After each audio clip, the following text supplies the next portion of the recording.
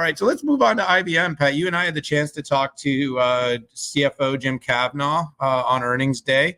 A couple of quick comments on his comments was, Jim is really been steadfast with us. We talk pretty much every quarter with him about the company's incredible operational excellence. And the stock really did run on the news. And Pat, 2% growth. So it's not the growth. This isn't like some huge growth number and but when you're talking about really excellent management of a business, again, another company that has been very cautious about hiring, has been consistent with expense management, is pumping out cash flow. I think it was record cash flow, free cash flow, and doing it all the while, building some interesting pivots, hybrid cloud AI. We've been saying this so much for so long.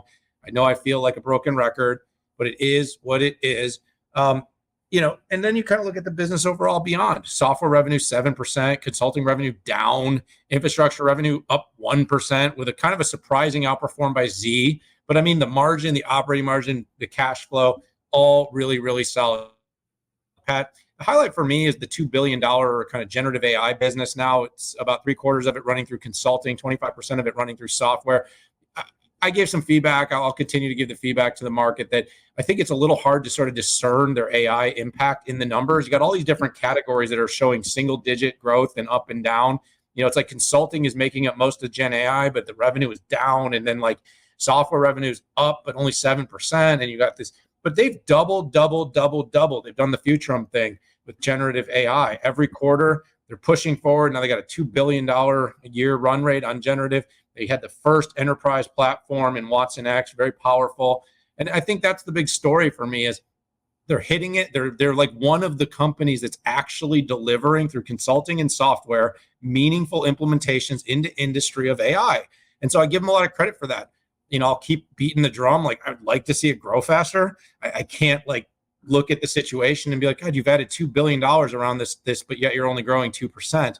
But having said that, this is a company that has a complicated distributed business with everything from transaction processing to mainframes to consulting to IoT and automation software, and this AI stuff's kind of peppered and sprinkled throughout it.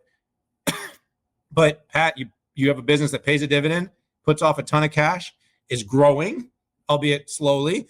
It's a good, especially in an area when you're seeing more rotation to value. It's a good combination, and the market's rewarding it.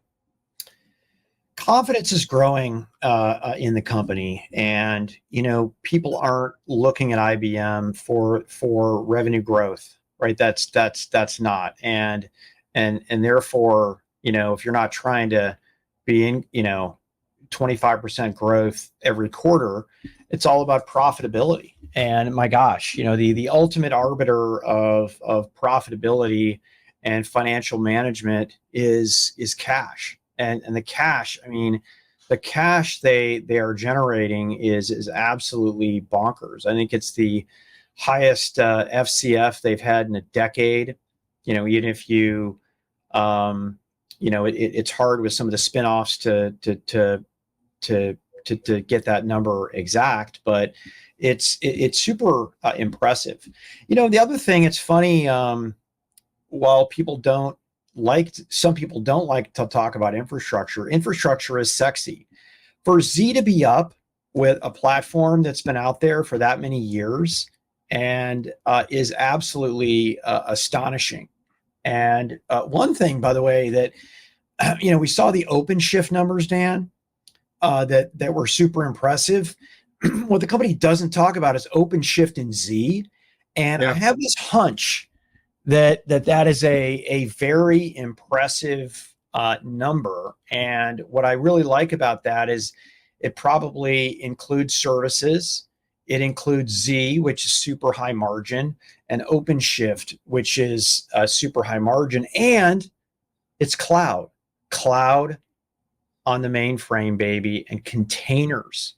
By the way, we need a whole nother time to explain how that can work and all the technology from a security standpoint that enables a mainframe in the cloud to have a relationship, with everything with CrowdStrike and Microsoft. There was a lot of proud mainframers going last week because, there'd be a lot of applications and a lot of transactions that could have happened that And sorry, I didn't mean to butt in on you, Pat, but I just mean like No, you that's make good. a really good point. No, I was actually done, so you didn't interrupt me at all. Great. But anyways, by the way, looking at IBM stock over the past year is up 35%. And isn't it interesting how there were kind of those wave one pops from generative AI and the Mag 7, and then now we have a lot of companies, a lot of history, right? Like IBM and SAP kind of moving up there. I think that's pretty cool. Well, I mean, look, we do need to see some rotation into small caps, into value, into the play. Like you can't build an entire market on 7 stocks. You just can't, or 10. I mean, it doesn't work. We're trying hard. A house of cards. Well, it's safe. I mean, it's been safe. It's been a safe bet, and I don't think you and we don't give financial advice. If we did, I don't think we could ever say like don't invest in Nvidia. It's like there's a lot of reasons to. Having said that, there are some important considerations for people that need to look more broadly at where AI and value is going to be created. We'll keep talking about that